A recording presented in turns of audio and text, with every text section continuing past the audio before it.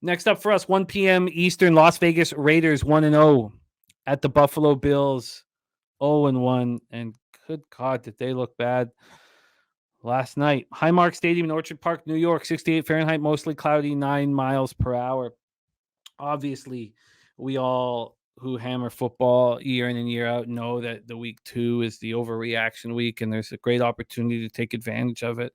With the Buffalo Bills, I'm starting to develop a real concern for Josh Allen's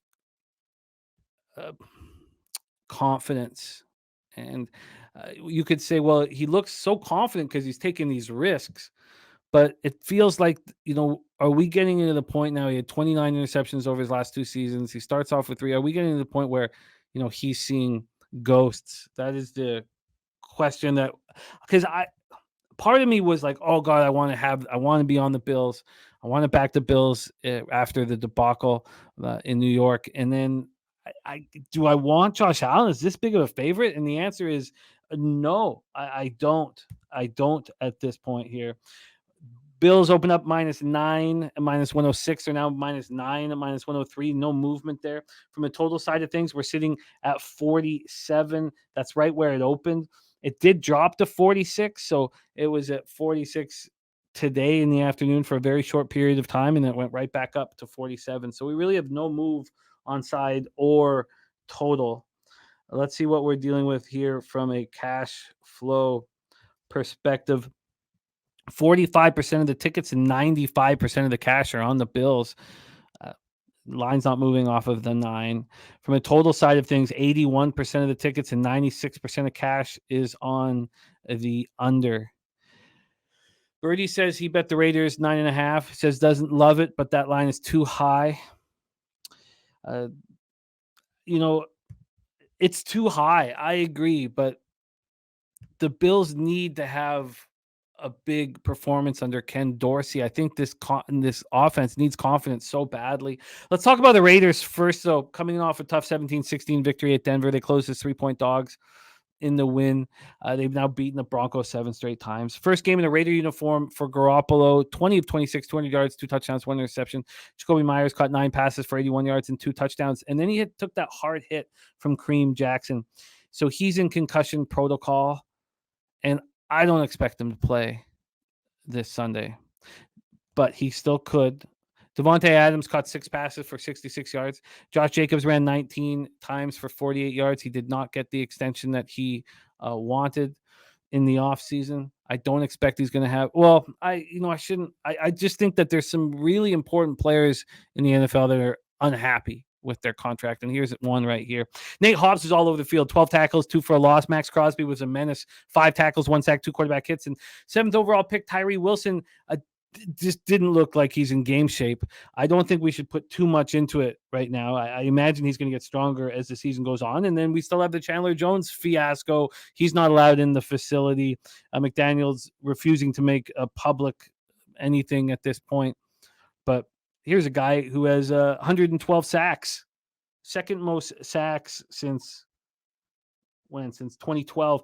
And then Tavon Morig left with a thumb injury, their safety. Bills are on a short week after losing 22-16 at the Jets on Monday night. It was an ugly loss. Jets won despite losing Aaron Rodgers, to the Achilles on the opening drive. Bills closed as 2.5-point favorites. Ken Dorsey has come in, but same old mistakes from Josh Allen, 29-41, 236 yards, 1 touchdown, 3 costly interceptions. He also ran 6 times for 36 yards, fumbled twice, losing 1 of them.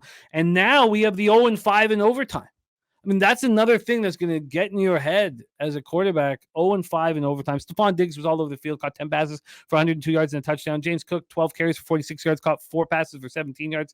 He's being asked to do a lot. And the defense looks strong, albeit it was against Zach Wilson. They held the Jets to 13 first downs, just 1 of 3 in the red zone, finished with 3 sacks and 8 quarterback hits. And Leonard Floyd looked really good in his first game as a Bill. 1.5 sacks, 2 quarterback hits. And Matt Milano doing what he does, man, all over the field, 8 tackles, a pick, a quarterback hit. Take it away. Is this too many points, or do you expect the Bills to bounce back big here in Orchard Park? First thing I want to do when I look at this game is back the Bills. I mean, it just smells like a blowout to me based on the spot it is. I mean, the Raiders win as dogs on the road and the Bills lose as favorites. There's just a bunch of interesting metrics that came out of that Jets and Bills game. The Bills' run defense has a power rating on PFF of 31st in the NFL, and the Jets last year were one of the worst run blocking units, offensive lines in the league. I mean, it just blows my mind. The Jets' defense is obviously really good. We can't get past that. So, I mean, some of these offensive metrics are a little bit, overstated or understated. But Josh Allen with 3 picks, 2 fumbles, single-handedly lost this game for the Bills, in my opinion. And he's just too ambitious. I mean, he lets his personality get the best of him. And he bears the weight of his team's failures on his shoulders. Like, you can clearly see that. You could tell it just weighs on him as the game progresses, and he knows he's having a bad game. He lets that snowball downhill instead of just forgetting about it. Being a goldfish is what I like to say, or what Ted Lasso likes to say, and I just copy and paste it. The Raiders, though, I'm not ready to move them up or down in my power rankings. I think we have a lot to find out about this team, but they were able to get a win in Mile High. I think it was pretty impressive. Another spot where I have to go back and watch. Barely watched any of this game. So a lot of this is just based on box scores and the advanced analytics that I like to look at. But the offensive line, I thought, graded out pretty well. I think they were underrated as a unit. This offensive line just seems to be cohesive and get the job done. They just have better performances than their individual player ratings. The wide receiver group was great, but Spenny, I think, said in the chat that Jacoby Myers is out this game. Well, we saw the hit he took from Kareem Jackson. It was. I do not expect him to play. He can get out of concussion protocol in time as possible, but I don't expect him to play. Him being out matters because when you got a guy like Devontae Adams who just completely dominates and commands defensive assets to be allocated to his side of the field, I mean, it just opens up the offense so much. You can't really replace that. And you can't really replace a guy like Jacoby Myers who knows how to get open. I mean, these Raiders receiver depth is not very good. So that's a little bit scary. I mean, all in all, I think I would be on the Bills. I was considering teasing the Bills when they were at 8.5, but it quickly moved back up to 9.5. I need more information. I think this will be a good benchmark. I do think the Bills bounce back versus the lesser defense. Yeah, I mean, the Bills first half team total over and the Eagles first half team total over, both at 14.5 at Pinnacle, both at plus 114 or between 114 and 116. I mean, it's expensive, and I'll look and see what it is to get it down to 14. But I find that the most comfortable situation that I can be in. But this Bills defense is healthy. You're going to have DeMar Hamlin playing at home here. I don't know how many snaps he's going to get, but and I wish I could back. I wish they were playing a better football team, so that we weren't dealing with a number that was this high. And Birdie saying Josh McDaniels knows how to game plan against the Bills, years and years of playing them. I think there's truth to that. T-Mac saying Bills first half and first quarter might be a good look.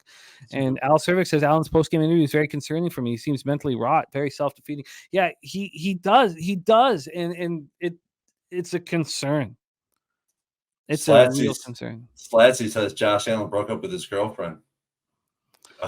Rumors of an affair. That doesn't help. Never know. It doesn't help. Yeah, Fly White Mike looking at Bills team total first half. They come out and score 2 TDs easy. Raiders defense is trash, but the spread he can't take. Yeah, I've got to figure out.